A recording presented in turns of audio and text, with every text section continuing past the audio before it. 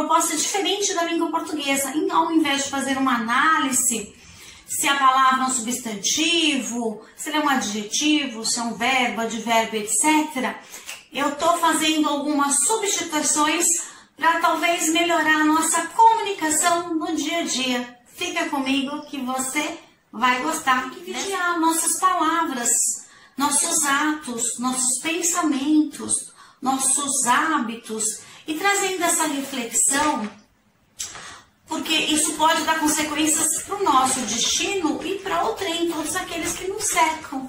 Então vamos cuidar dos nossos hábitos e às vezes fazer algumas substituições das palavras, ou seja, algumas palavras que são melhores colocadas. Eu trouxe aqui agora, falando em hábito, que eu gosto, uma frase que veio lá do filósofo chamado Aristóteles, que era discípulo de Platão. Ele diz assim, Aristóteles dizia, abre aspas, você é aquilo que você faz continuamente.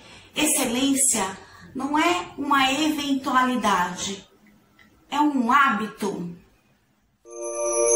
Então vamos nos habituar somente às coisas boas, né? Fazendo modificações, substituições, acrescentando às vezes alguma coisa ou tirando numa frase uma palavrinha. Às vezes a entonação, né? O fonema, a menoridade do som, o jeito que a gente fala, a gente pode falar qualquer coisa sobre diversos assuntos, mas tudo tem dia e hora. E tem como se fala também, qual é a entonação, será que é o momento certo? Às vezes uma palavrinha a mais, por exemplo, se eu falo assim, se alguém me perguntar, você já foi à Europa, já foi viajar?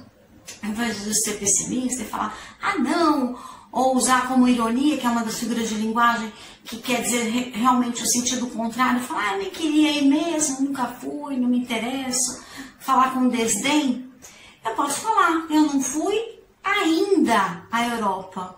É diferente. Então, eu só fiz um complemento, eu não fui ainda. Por quê? Eu abro um leque de possibilidades para que eu possa realmente ir. Eu não estou colocando um não. Eu não estou pondo uma negação, um muro para dividir. Não, eu estou dando essa oportunidade da vida, das possibilidades, do poder da palavra.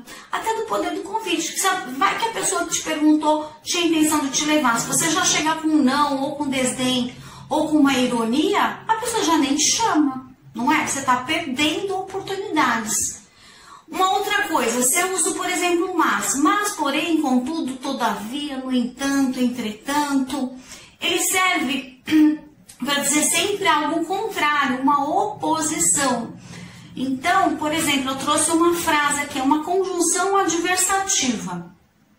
Então, posso falar assim, se eu tiver que falar alguma coisa sobre um aluno, sobre uma pessoa, e às vezes é minha função, como professora, às vezes eu tenho que chamar a atenção, falar, olha, você precisa melhorar aqui, eu posso falar. Então, olha, você precisa melhorar aqui, mas aqui, isso daqui, mas, olha o mas, aí agora eu vou falar uma coisa ruim, tá vendo? Uma oposição, falei uma ruim. Mas você é um excelente aluno. Ou seja, eu falei uma coisa que ele precisava melhorar, uma coisa ruim, e agora eu vou falar uma coisa boa. Então, mas você é um excelente aluno, você é muito dedicado, você é prestativo, você acompanha a aula, você faz todas as atividades. Você só precisa melhorar nisso aqui, neste ponto, tá? Prestar mais atenção nisso. Ou seja, quando a gente vai falar com outra pessoa, a gente tem que ser clara, objetiva e tomar um cuidado também para não ofender.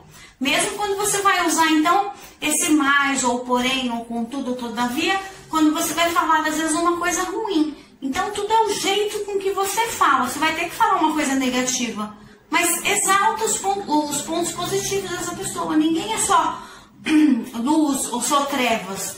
Ou, às vezes, a pessoa ainda não tem a oportunidade de aprender, a sua chance é agora. Ou, às vezes, a sua função como professora é de ensinar e assim por diante.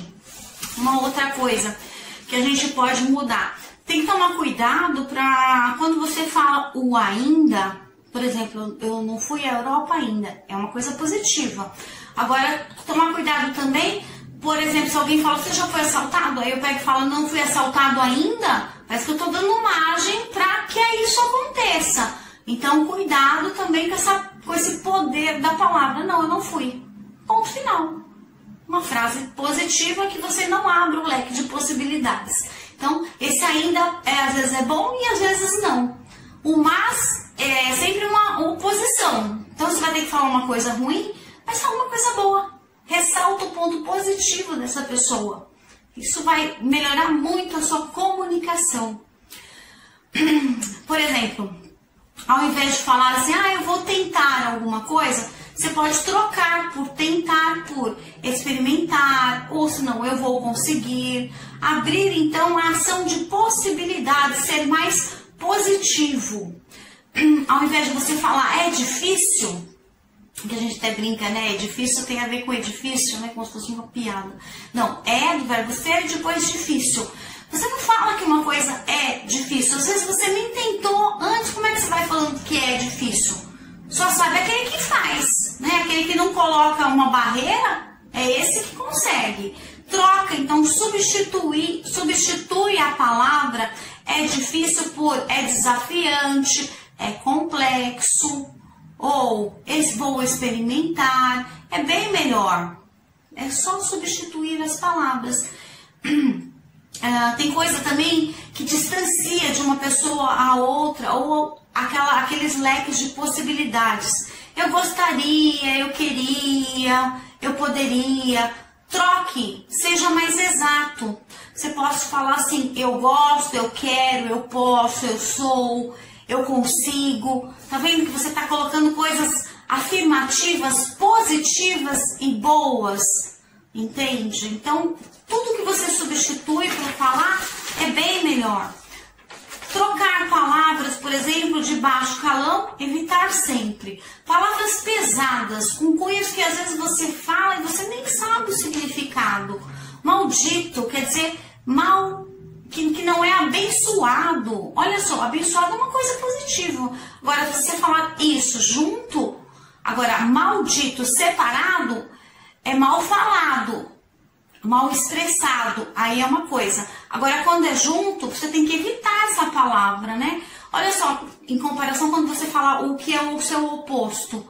Abençoado, que filha abençoada, que marido abençoado, que esposa abençoado. É bem melhor, abençoada, é bem melhor você fazer então a substituição e troca de palavras, tá? Então, evitar as palavras pesadas ou de baixo calão, xingamentos, isso não traz uma boa energia de forma alguma, não traz nada de bom. O que traz com certeza é sempre de ruim. Por exemplo, ao invés de você mandar em alguém, você substitui pela palavra pedir. Você fez o que eu pedi? Olha só, é bem diferente de falar assim, você fez o que eu mandei?